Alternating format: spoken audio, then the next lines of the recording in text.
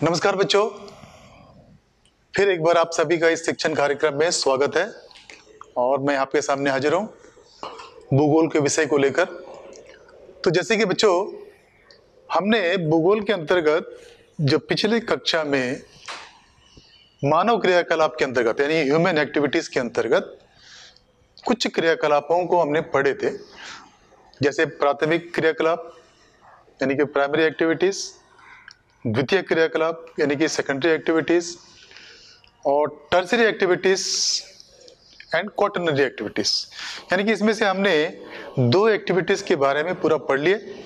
हम तीसरा जो एक्टिविटी है तृतीयक एवं चतुर्थक क्रियाकलाप यानी कि टर्शियरी एंड क्वाटरनरी एक्टिविटीज, जिसका हम पढ़ रहे हैं, और उसी के अंतर्गत उसका आगे का जो पोर्शन है आज हम लेने जा रहे हैं, जिसके अंतर्गत trade and commerce, trade and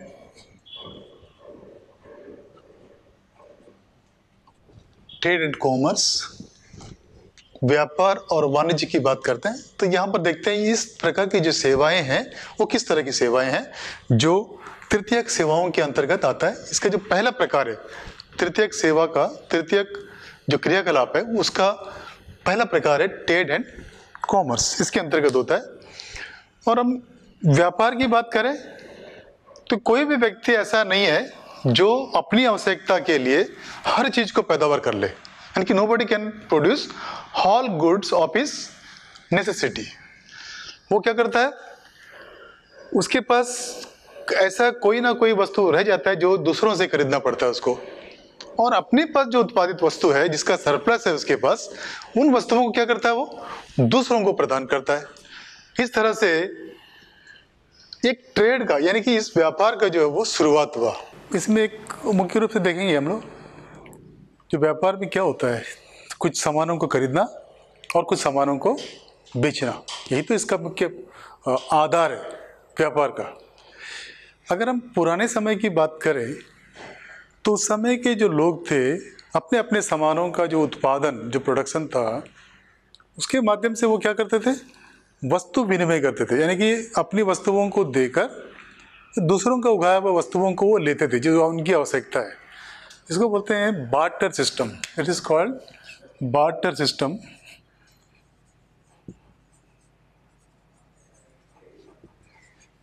और बार्टर सिस्टम, ये जो सिस्टम है, आज भी हम अगर ट्राइबल एरिया में जाएंगे तो ट्राइबल एरिया में देखने को मिलेगा कि आज भी वो लोग क्या करते हैं, अपनी वस्तुओं के बदले वस्तु जो है वो विनिमय करते हैं।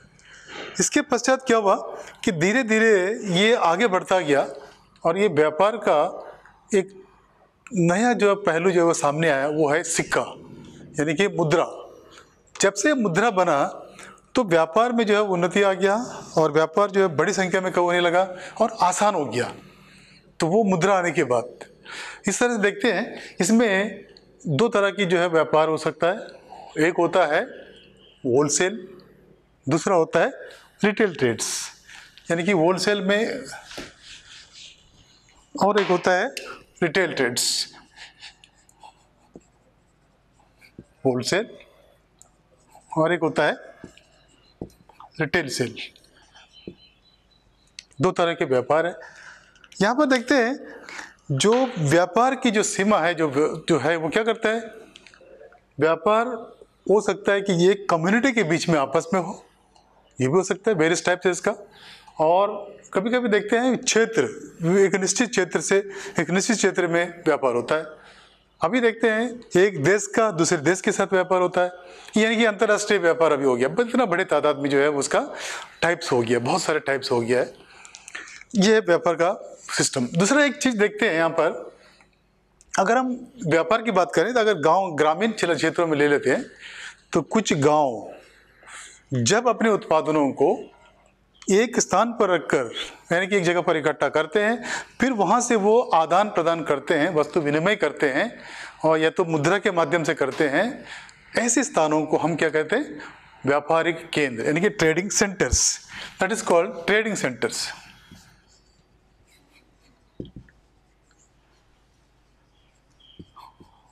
Trading centres. अभी हम जिसका होलसेल रिटेल सेल इसकी बात हम डिस्कस करेंगे हम लोग। तो ट्रेडिंग सेंटर होता है तो जो केंद्र होता है जहाँ से सामानों का आदान प्रदान या फिर बहुत बड़ी तादाद में कलेक्शन होता है और फिर उस कलेक्शन का डिस्ट्रीब्यूशन होता है। इस तरह से ये हो गया ट्रेडिंग सेंटर। और ट्रेडिंग सेंटर भी ये दो तरह के होते हैं। दो तरह कैसे होते हैं? एक हो गया रूरल और दूसरा हो गया अर्बन, यानी कि अर्बन ट्रेडिंग सेंटर।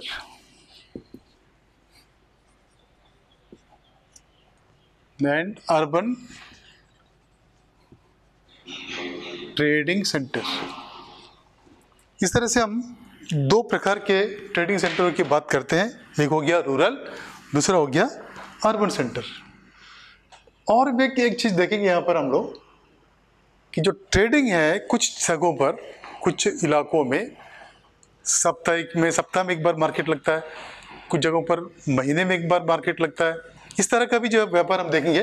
तो सबसे पहले ले लेते हैं रूरल ट्रेडिंग सेंटर। ये रूरल ट्रेडिंग सेंटर क्या है और इससे क्या होता है ये देखते हैं हम लोग। रूरल ट्रेडिंग सेंटर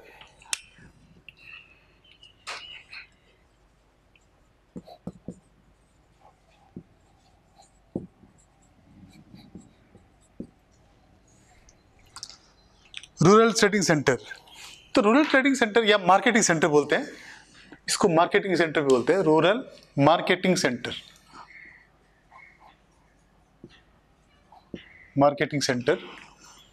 और एक होता है urban marketing centre.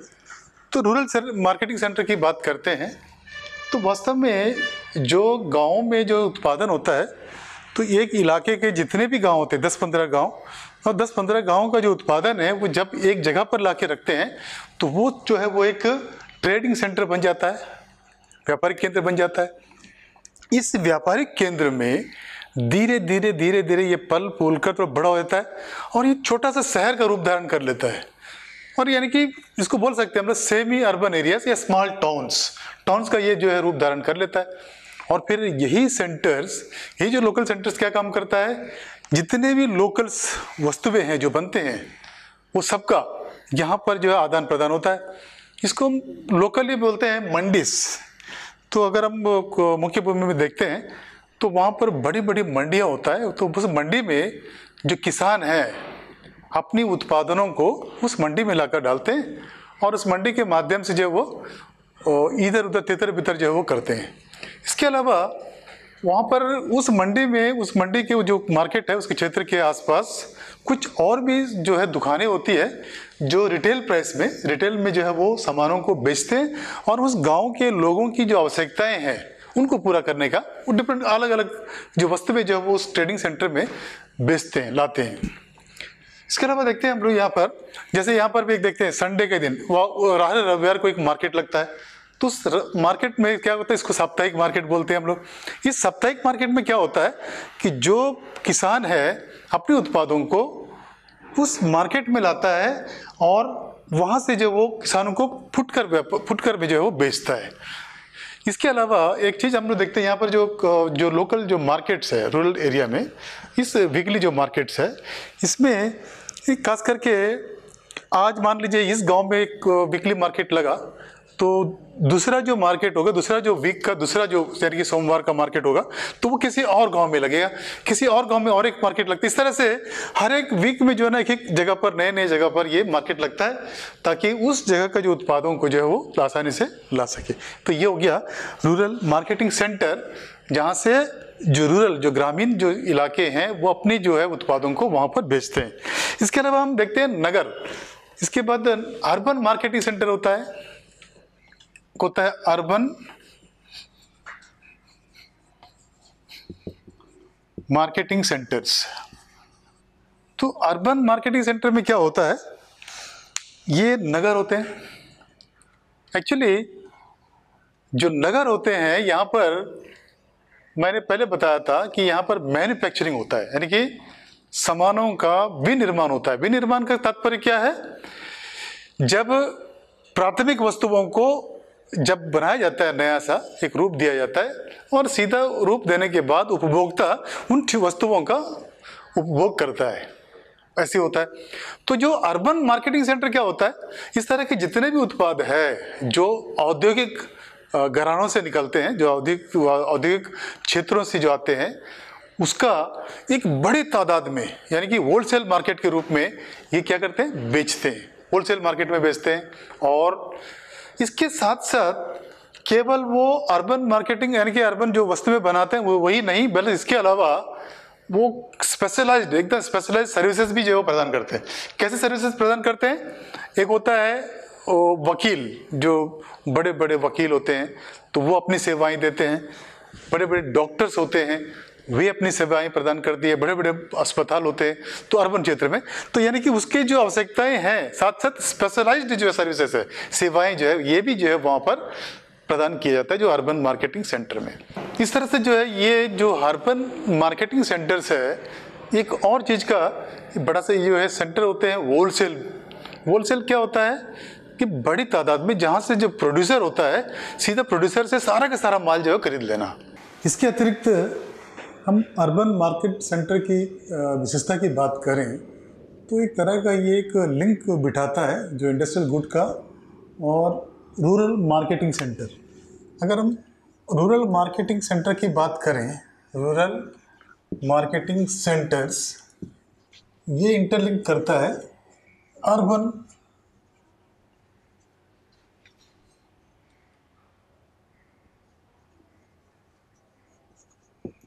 Industrial goods, ये दोनों के बीच में एक लिंक बिठाता है, ये एक विशेषता है। तो ये अर्बन मार्केट सेंटर का एक विशेषता ये है कि जो रूरल मार्केटिंग सेंटर है उसके साथ में ये अर्बन इंडस्ट्रियल जो गुड्स है, ये दोनों के बीच में तालमेल को बिठाता है, ताकि जो नगर में उत्पादित जो वस्तुएं हैं, जो सेकेंडरी एक्टिविटीज़ के, उन वस्तुओं का उस ग्रामीण इलाकों में भी आसानी से जो है वो फैल जाए, पहुंच जाए और उसका उपभोग सीधे तौर पर हो जाए। इस तरह का जो ये मार्केट सेंटर है, जो अर्बन मार्केटिंग सेंटर्स है, वो उसका काम करते हैं। इसके अलावा हम जो इसकी विशेषताओं में एक और विशेषता बात करे थे, ये है विशेष दर्जे की सेवाएं जो है वो अर्बन मार्केटिंग सेंटर है, विशेष दर्जे की जो सेवाएं जो इसके अलावा, यानी कि वस्तुओं के उत्पादन के अलावा जो अतिरिक्त सेवाएं हैं वो भी प्रदान करते हैं। जैसे मैंने बताया था कि कई सारे जो है वो मैनेजमेंट, यानी कि उस क्षेत्र में जो एक मैनेजमेंट कैसे करना है, इसका भी जो है वहाँ पर समावेश होता है एडवाइजर्स के रूप में। और मैं बताया था आपको कि लॉयर्स, जो बड़े बड़े लॉयर्स होते हैं, जो कई सारी समस्याओं के जो हल वो जो है निकाल के देने का प्रयास करते हैं। इसके अलावा वहाँ पर जो डॉक्टर्स रहते हैं जो अपनी सेवाओं के माध्यम से बड़े बड़े रोगों का जो है वो इलाज करते हैं। तो इस तरह की सेवाएं जो है वो अर्बन मार्केट सेंटर जो है वो देता है। इस तरह से हम देख लिए कि दोनों जो सेंटर्स है, दोनों में इस तरह के जो कार्य वो आसानी से होता है। इसके बाद एक और चीज़ पर हम बात करेंगे, वो है retail trade services and wholesale trade services.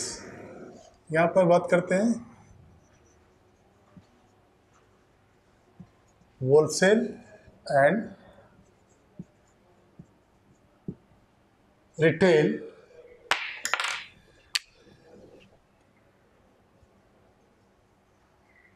Trade centres.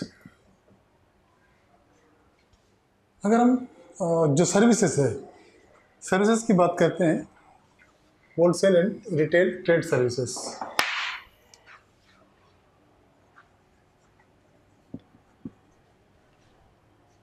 तो यहाँ पर रिटेल सर्विस की बात करें, रिटेल सेल सर्विस क्या है? रिटेल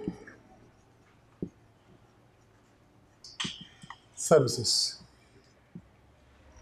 तो रिटेल ट्रेड सर्विस में क्या होता है, इसमें इस तरह की जो सेवाओं में कुछ जो दुकानें होती हैं वो स्थायी रूप से होती है, जो इस तरह के जो सामानों को, यानी कि खुदरा रूप में, इसको स्थायी खुदरे दुकानें भी कह सकते हैं हम लोग। तो वहाँ पर आसानी से उपभोक्ता को छोटी से छोटी वस्तु कम से कम क्वांटिटी में भी आसानी से वो मिल जाएगा। इसको बोलते हैं रिटेल ट्रेड सर्विसेज।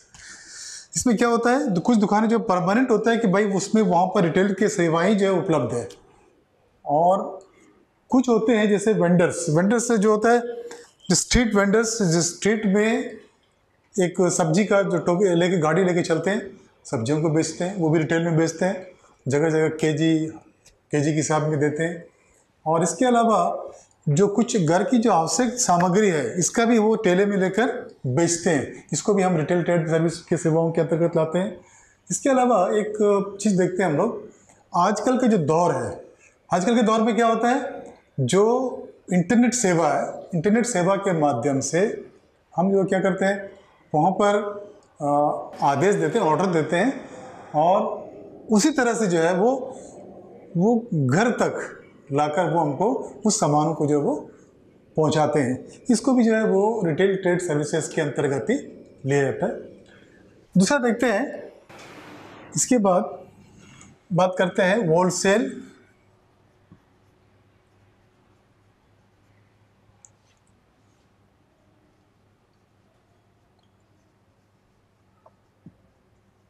सर्विसेज, यानी कि होलसेल जो ट्रेड सर्विसेज है, इसमें जैसे कि मैं बताया होलसेल का तात्पर्य है कि जो बेचने वाला है वो क्या करता है, जहाँ पर वस्तु का उत्पादन होता है वहाँ जाकर पूरा का जो है वो एक साथ जो है वो खरीद लेता है।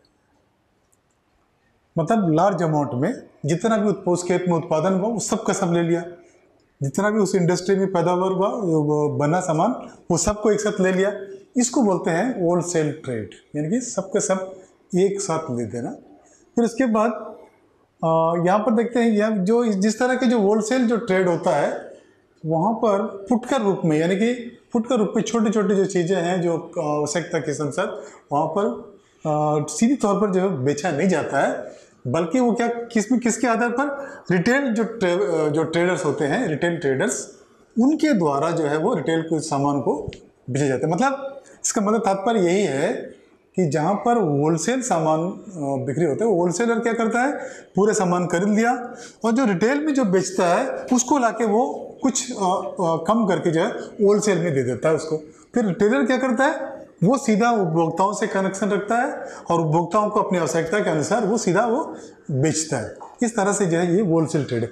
यानी कि होलसेल ट्रेड और रिटेल ट्रेड में यही अंतर है। ये दोनों के ट्रेड की बात हम करें, इसके आगे बढ़ते हम लोग, इसी के अंतर्गत एक आता है स्टोर्स। तो बहुत सारे जो स्टोर्स है वो किस तरह से जो है वो बेचते हैं, हर टाइप्स ऑफ, अगर स्टोर्स की बात करें तो कई तरह की जो स्टोर्स है, इसमें सबसे पहले जो स्टोर्स देते हैं हम लोग, कंज्यूमर कोऑपरेटिव स्टोर, कंज्यूमर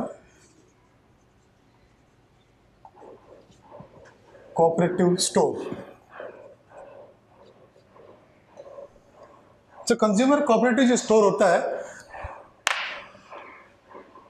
उपभोक्ता सहकारी स्टोर जिसको बोलते हैं हम लोग, उपभोक्ता सहकारी स्टोर। इसमें क्या होता है, जो उपभोक्ता है, जो कंज्यूमर है, जो कस्टमर है, वो क्या करता है, अपनी एक सहकारी समिति बनाता है, उसके माध्यम से एक स्टोर का निर्माण करता है। उस स्टोर में, उस सहकारी स्टोर में क्या करता है, अपना एक शेयर होता है, अपना पैसा जो शेयर दिया रहता है, और उस शेयर के माध्यम से क्या करते हैं वो लोग, सामानों का खरीदारी होता है होलसेल में, और उस शेयर, जितने भी शेयर धारक है, उन शेयर धारकों को जो सामान है रिटेल में बहुत कम कीमत में जो है वो मिलने का एक माध्यम होता है कंज्यूमर कोऑपरेटिव स्टोर्स। अगर हम अंडमान में बात करें तो यहाँ पर देखते हैं CCS या CCWS, CCS जो कंज्यूमर कोऑपरेटिव स्टोर्स है लिमिटेड, तो ये भी जो है उसका एक अच्छा उदाहरण है जो हमारे यहाँ देखने को मिलता है, जो कंज्यूमर कोऑपरेटिव स्टोर्स। इसमें क्या है, थोड़ा सा उपभोक्ता को थोड़ा फायदा हो, जिससे कि कम कीमत में अच्छा सामान मिल जाए। यानी कि ये लोग क्या करते हैं, जो कंज्यूमर कोऑपरेटिव स्टोर वाले क्या करते हैं, सीधी तौर पर जहाँ पर उत्पादन होता है उसी से सामान को वो खरीद लेते हैं, ताकि उपभोक्ता को सीधी तौर पर दे सके और कम कीमत में दे सके। ये हो गया ये कंज्यूमर कोऑपरेटिव स्टोर्स। इसके अलावा एक और होता है, जिसको बोलते हैं डिपार्टमेंटल स्टोर्स। एक होता है डिपार्टमेंटल स्टोर्स। डिपार्टमेंटल स्टोर्स क्या होता है, डिपार्टमेंटल स्टोर्स। डिपार्टमेंटल स्टोर्स में की बात करें, इसको अगर हम हिंदी में बोले तो इसको बहुविभागीय भंडार, मतलब जो जो जिसमें जिस डिपार्टमेंटल स्टोर में क्या होता है कि सामानों का, अलग अलग सामानों का अलग अलग एक डिपार्टमेंट होता है, एक विभाग होता है। उस विभाग में क्या होता है, हर एक विभाग का एक विभाग अध्यक्ष होता है जो उस विभाग में जो आवश्यकताएं हैं उस पर वो ध्यान रखता है। और इस तरह से जो है वो डिपार्टमेंट स्टोर मतलब जब जब कभी भी जो आवश्यकता होगी वो पूरा करने की कोशिश करता है। और इसका भी एक माध्यम क्या है, ये भी सीधे तौर पर जहां उत्पादन होता है उत्पादन से ही जो है माल वो खरीद लेते हैं और वो इस तरह से डिपार्टमेंटल स्टोर में वो बेचते हैं। इसके अलावा एक और स्टोर है यहाँ पर, जिसको हम लोग बोलते हैं चेन स्टोर्स। इसको बोलते हैं चेन स्टोर्स।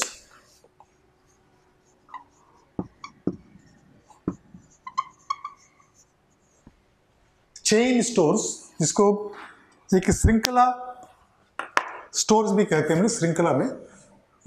चेन का मतलब होता है, ये भी जो ऐसे होता है कि पूरा का जो केंद्र है एक ही जगह पर एक ही मालिक होता है इसका, लेकिन ये अलग अलग चेन स्टोर के रूप में जो है काम करते हैं। जैसे मान लीजिए एक स्टोर में जो है वो कुछ वस्तुओं को रखता है, कम से कम कीमत में वो प्रदान कर लेता है, वो अधिक से अधिक वस्तुओं को वो बना लेता है और कम कीमत में। तो ये स्टोर में जो है वो ग्राहकों को जो देखता है कि ग्राहकों को अधिक से अधिक सामान कम से कम कीमत में वो मिल जाए। और चेन स्टोर में एक चीज़ और देखते हैं हम लोग, यहाँ पर लोगों की जो आवश्यकताएं हैं, यानी कि लोग ज़्यादा से ज़्यादा किस चीज़ को खरीदते हैं, वो क्या करते हैं, जो जहाँ पर प्रोड्यूसर है, उत्पादक है, उसको मजबूर कर देते कि भाई ऐसी वस्तुओं का आप उत्पादन करो ताकि अब वो हमारे उपभोक्ता जो है वो उसको इस्तेमाल कर सके। ऐसे भी जो वो चेन स्टोर होते हैं जिस सीधा संबंध प्रोड्यूसर से रखते हैं और उसका वैसी चीज़ों का वो उत्पादन कराते हैं और उसका इस्तेमाल वो करते हैं। तो ये हो गया चेन स्टोर्स। इस तरह से हम देखते हैं ये पूरे के पूरे जो 3 प्रकार के स्टोर्स है, consumer cooperative stores, departmental stores और एक होता है जो चेन स्टोर। इसके आगे हम देखेंगे ये जो जितना भी अब तक हम पढ़े हैं ये पूरा का पूरा ट्रेड एंड कॉमर्स है, एक प्रमुख सेवा है। जब हम ट्रेड एंड कॉमर्स की बात करें, इसके बाद इससे से जुड़ा हुआ एक और सेवा हमारे पास आता है, इसके बाद वो है ट्रांसपोर्ट। अगर हम ट्रांसपोर्ट की बात आगे बढ़ाएं तो ट्रांसपोर्ट में जो गुड्स, जो उत्पादित वस्तुएं हैं, साथ ही साथ लोग, इनका भी जो मोबिलिटी का होना जरूरी है। मतलब एक जगह पर वो रह नहीं सकते हैं क्योंकि ये ह्यूमन का ये बेसिक नीड्स है। वो एक जगह पर बिल्कुल बिना यहाँ वहाँ जाए तो रह नहीं सकते। ये जरूरी होता है ट्रांसपोर्ट, गुड्स एंड पीपल दोनों का। और इसमें एक चीज़ हम देखते हैं, अभी जो दुनिया है वो बिल्कुल मॉडर्न है, आधुनिक है। आधुनिकता में क्या होता है, जितना फास्ट हो सके, जितना जल्दी हो सके सामानों को अगर एक जगह पर पहुंचाएं हम तो उससे उतना ही लाभ होगा। तो ये हो गया उस तरह का जो सिस्टम है, जो ट्रांसपोर्ट सिस्टम है वो बहुत ही ज़रूरी है। यानी कि हम देखें ये सेवाओं में ट्रांसपोर्ट जो सेवा है, ये परिवहन की जो सेवा है, इसका बहुत ही महत्व है। इसके बगैर लगभग सब कुछ जो वो संभव नहीं है जो हम सोचते हैं, जो हमारी आवश्यकता पूरा नहीं हो पाएगा, या अगर होता भी है तो थोड़ा सा कम ही होगा उसमें। और इसके बाद देखते हैं जो परिवहन है, इस परिवहन का जो असर है, जो वेरियस जो गुड्स है, जो अलग अलग जो सेवाएं, जो वस्तुएं हैं, उनके जो दामों में भी पड़ता है, उनकी जो प्राइसेस है उसमें भी जो है वो ट्रांसपोर्ट का जो है वो असर पड़ता है। कैसे पड़ता है, बिल्कुल असर देखने को मिलता है। जो सामान जितना दूरी से आएगा उस पर उतना जो है वो प्राइसेस बढ़ेगा और उसके अनुसार जो वो कॉस्ट लगाएंगे। और जो सामान जितना जल्दी हो सकेगा मिल जाए तो उतना अच्छा होगा, जल्दी से मिल जाएगा और कम कीमत में और सही जो है वो मिल पाएगा। तो अगर हम ट्रांसपोर्ट की बात करें, यहाँ पर एक मैं पिक्चर के माध्यम से समझाने की कोशिश करूँगा कि ट्रांसपोर्ट में जो है क्या क्या होता है। ये अगर थोड़ा सा एक ट्रांसपोर्ट अगर हम ट्रांसपोर्ट को इस तरह से एक चार्ट के माध्यम से अगर बताएं तो बहुत आसानी रहेगा। इसमें देखते हैं हम लोग, एक हो गया रेल, एक हो गया रोड, एक हो गया वाटर और दूसरा हो गया एयर। यानी कि ट्रांसपोर्ट में रेल, रोड, वाटर एंड ये चार जो प्रमुख है। इसके अलावा देखते हैं हम लोग यहाँ पर वाटर की बात करें तो यहाँ पर ये हो गया इनलैंड वाटर, और एक हो गया ओशनिक, यानी कि ये अंतर जो भूमि के अंतर्गत यानी कि नदियाँ हैं, जो रिवर्स है इसके अंतर्गत है। और उसके अलावा ओशन जो सारे जो समुद्र है, समुद्र में जो जर्नी है वो यहाँ पर होता है। अगर हम इसकी बात करें तो इसमें भी अलग अलग हम लोग देख सकते हैं।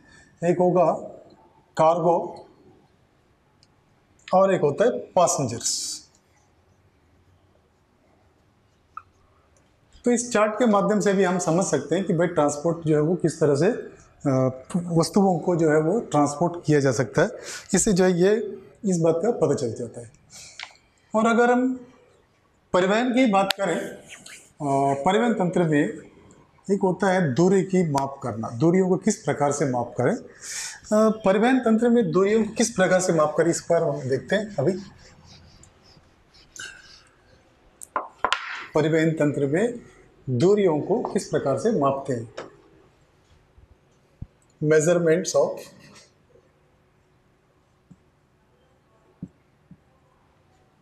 Of distance in transport system.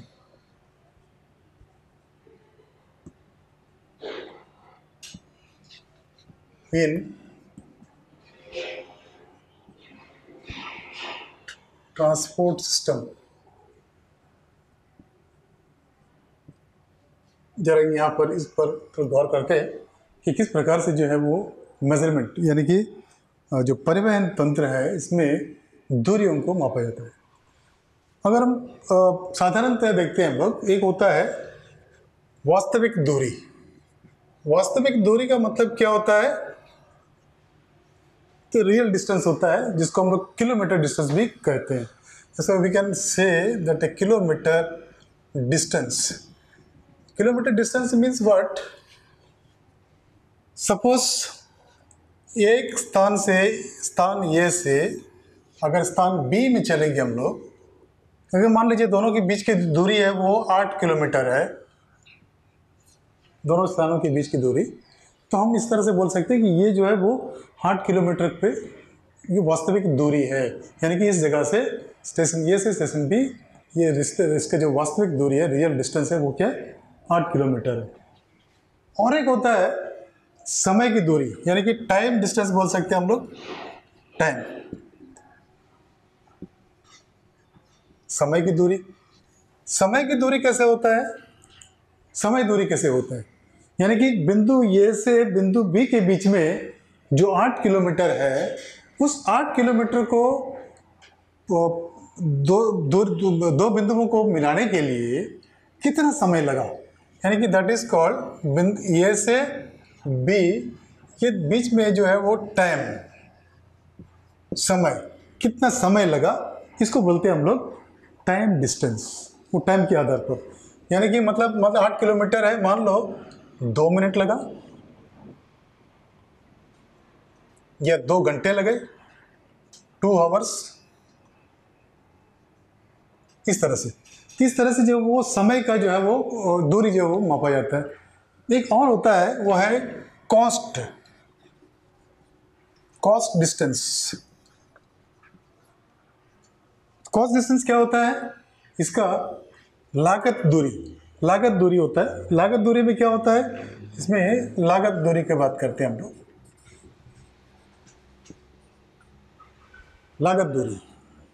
लागत दूरी से तात्पर्य क्या है, यानी कि इस बिंदु ए से इस बिंदु बी के बीच में जो दूरी तय करने के लिए कितना पैसे लगे, कितना जो है कॉस्ट लगा, कितने पैसे लगे, उस आधार पर जो वहां पर हम देखते हैं लागत दूरी, कितने पैसे लगे, ए से बी जाने में कितने पैसे लगे, इसके आधार पर हम जो है कॉस्ट लागत दूरी जो करते हैं। और एक चीज़ देखते हैं कि हम ट्रांसपोर्ट का जो मोड ऑफ ट्रांसपोर्ट है, परिवहन के प्रकार का किस प्रकार से चयन करते हैं हम लोग। अगर हम जहाज़ों का इस्तेमाल करते हैं तो दूरी उसमें उसका होगा। अगर हम अलग अलग बात करें परिवहन की जो साधन है, सड़कों का इस्तेमाल करेंगे तो उसका अलग दूरी होगा। तो जल्द से जल्द, जैसे भी अभी देखते हैं हम लोग, कोई सामान जैसे दूध से बनी हुई वस्तुएं हैं या सब्जियों का जो है वो को भंडार है, तो ऐसे वस्तुओं को हम क्या करते हैं, ऐसे परिवहन का चयन करते हैं जिससे कि वो सामान एक निश्चित समय के भीतर वहाँ पर पहुँच जाए और आसानी से उसका उपभोक्ता उपभोग करे। नहीं तो क्या होगा, उस सामान के सड़ने का, उस सामान से नुकसान होने का और उस सामान पे लागत जो है वो ज़्यादा आने का चांसेस जो है वो बढ़ जाता है। इस तरह से जो है वो किस प्रकार से हम किस तरह का जो ट्रांसपोर्ट है उसका चयन करते हैं, इसके ऊपर डिपेंड करता है। ये हो गया ट्रांसपोर्ट के चयन का आकार का। तो बच्चों, ये जो लेसन है वो अभी पूरा नहीं हो सका है, क्योंकि इसके और भी जो पार्ट है हम जिसका अगली कक्षा में कोशिश करेंगे पूरा करने का। तब तक आप जितना भी पूरा हो गया है वो सब ध्यानपूर्वक एक बार पढ़ेंगे किताबों में भी, और मुझे उम्मीद है जो भी मैंने बताया वो सब समझ में आ गया होगा। इसी उम्मीद के साथ आज मैं अपना इस कार्यक्रम को यहीं पर समाप्त करता हूँ। फिर अगली कक्षा में फिर मिलेंगे। धन्यवाद।